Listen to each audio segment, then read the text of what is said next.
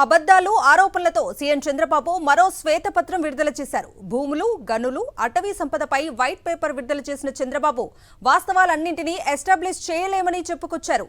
Yellow పేపర్లో వచ్చిన వార్తలనే white పేపర్గా మార్చేశారు చంద్రబాబు.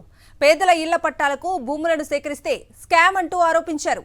రైతులకు చెల్లించిన పరిహారాన్ని మరో స్కామ్గా అభివర్ణించారు. గతంలో పేదలకు పట్టాల విషయంలో అనేక స్థలాలపై టీడీపీ కోర్టుకెళ్లింది. అయితే ఏ కోర్టులోనూ అవినీతిని నిరూపించలేకపోయింది.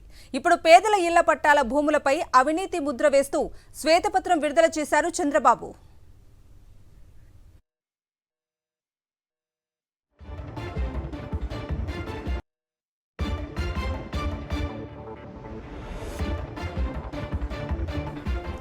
అలాగే దళితులకు అసైన్డ్ భూములపై జగన్ ప్రభుత్వం హక్కులు కల్పిస్తే వాటిపైన స్కామ్ అంటూ అడ్డగోలు ఆరోపణలు చేసింది.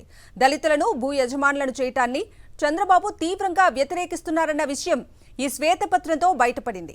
చంద్రబాబు ఇచ్చిన జీవో 340 ఆధారంగానే వైఎస్ఆర్సీపీ కార్యాలయాలకు స్థలం కేటాయించగా టీడీపీ ఆఫీసులు స్థలాలు కేటాయిస్తే ఒప్పు, వైఎస్ఆర్సీపీ కార్యాలయాలకు స్థలాలు కేటాయిస్తే అవినీతి అంటూ బాబు బురద జల్లే ప్రయత్నం గట్టిగానే చేశారు. లోకేష్ తోడల్లుడు భరత్కు చెందిన గీతం ఆక్రమణల స్వాధీనంపై మాత్రం చంద్రబాబు తన శ్వేతపత్రంలో ప్రస్తావించలేదు.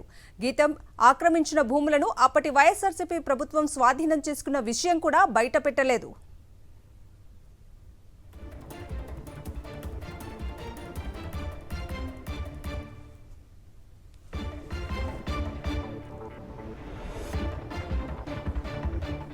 ఇక 10,000 ఎకరాల అసైన్డ్ భూములు లాగేసుకున్నారంటూ ఆరోపణలు చేసిన చంద్రబాబు ఎక్కడి అసైన్డ్ భూములో మాత్రం శ్వేతపత్రంలో చెప్పలేదు.